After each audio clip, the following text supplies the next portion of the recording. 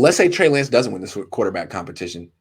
Let's say Jimmy Garoppolo starts week 1 for any number of the reasons we've laid out. And let's say he wins, man.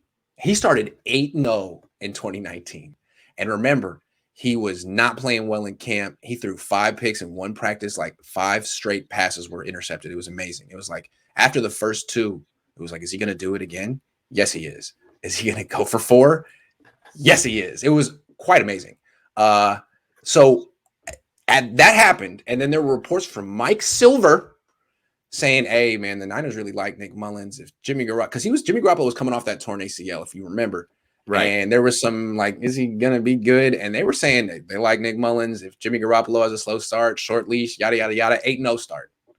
So what if Jimmy Garoppolo just somehow starts week 1 and goes 8-0 and does it again?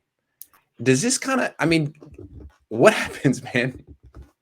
Yeah, I mean, it's a wild hypothetical. And for this, I think it's good to assume that his play hasn't really changed, right? So yeah, they're winning, but it's not like Jimmy's taking over the games and is now this elite Brett Favre, right? He's not a gunslinger. He's Jimmy. He's not pushing it outside of the boundaries. He's not pushing it down the field. It's a lot of dink and dunk. He's still making the occasional terrible turnover. And it begs the question, do you stick with Jimmy? You maximize his trade value. You hope that he can carry you into the playoffs, deep into the playoffs, hopefully to the Super Bowl, and then you trade him in the offseason and go over to Trey? Or is it better to say, well, he's on a high note and pull the old 2012, pull the rug out from under Alex Smith and start Kaepernick at the first injury and do that again this year? It's rough for me. I'm interested to know of those 2 scenarios, which you would go with. Well, I think it's possible that if he starts week 1 and wins, then it's suddenly his job to lose. Right. And there's really no decision for the organization to make. As long as he keeps winning, he keeps the job, and Trey Lance stays on the bench indefinitely. It seems like that's maybe what could be bothering Kyle Shanahan, is that he's never really got to start the quarterback he wants to start at any point as a head coach. He always kind of feels like the decision has been taken out of his hands. And it could happen again. It really could, right? There's an emotional attachment that Niner fans have with this guy. And if he keeps winning, then who's going to push him out the door? Right. And he could be frustrated by that because Kyle believes the team is good enough to win with almost anyone at quarterback. Yes. And therefore it's not attributable to Jimmy. It's more the team is fantastic and Kyle's offense is so great. And he would be frustrated because he really wants to play with the new toy that's in the garage and not the old and busted that he's driving on the regular. Right. So, yes. So I definitely think that with Kyle, there could be the temptation, especially if what you supposed at the beginning is actually true, where he's frustrated by this seeming pressure to keep Jimmy as the starter. Personally, I'm sticking with Jimmy. Mm-hmm. I'm sticking with Jimmy because I have flashbacks to 2012. I have flashbacks to that whole decision to go to Cap and to bail on Alex Smith. But that's emotional baggage for me. That's me like so many years of Alex struggling and then feeling like he sort of got betrayed when he had trusted the organization, trusted Harbaugh.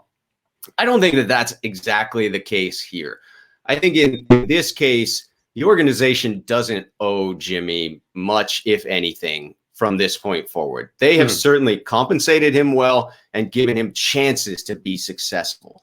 But I stick with the idea of don't mess with a good thing. If you are 8-0, even if you're 7-1, 6-2, don't mess with a good thing. Stick with Jimmy, and you can always bail later on. If you have a couple of losses in a row, perfect. Now throw Trey in. But don't do it while Jimmy is rolling, because we need to ride that. We need to ride as many wins as we can. And to me, the millions of dollars that we save isn't as important as going for the Super Bowl. I would gladly give up $25 million of Jed York's money in order to win a Super Bowl, even to get deep into the playoffs. Yeah, it seems to me that the only way that Kyle Shanahan really has a choice here is if he makes his call before week 1. You know, if he benches Jimmy Garoppolo before week 1, he can do whatever he wants. But if Jimmy starts week 1, then at that point, Jimmy is only going to bench himself at that point. He'll have to play so bad, or get hurt. Otherwise, we've seen that he can basically play at a level that he can win more than he loses. Yeah. The pressure then it all shifts to what happens with Jimmy. As soon as Jimmy struggles, it's no longer Kyle, oh, well, I'm going to trade because of no, you went to trade because Jimmy struggled and you were left with no options. It's not a choice, to your point. And I think he does crave choice. I mean, that's why they traded to 3 was for choice, right? Yes. And, it's starting to seem a little bit like the Alex Smith, Colin Kaepernick thing again. There was never a quarterback competition between them. I guess they felt the first year that Colin just wasn't ready. He was coming from a pistol offense. There was no spring practices. He learned the offense for the first time in training camp. He never really had a chance to start as a rookie. And I think they wanted him to start year 2. But Alex went 13-3 and went to the NFC Championship game. And, he didn't play great in that game, but he played great in the game before. And he wasn't the reason they lost. No. I mean, Kyle Williams was the reason they lost. And it would have been tough to just bench him, even have a quarterback competition. If you can remember 10 years ago, it would have been kind of tough to just, there was a lot of Alex Smith fans at that time. And so the reason Colin Kaepernick got the job is because Smith got hurt. And you could see that Jim Harbaugh was dying to give it to Colin Kaepernick all along. He was just looking for an opportunity and couldn't do it. I mean, it's something he wanted to do, but felt he couldn't. It's not, you see what I'm saying? Like these decisions can get away from you. Yeah. Harbaugh felt like it was, well, my hands are tied here.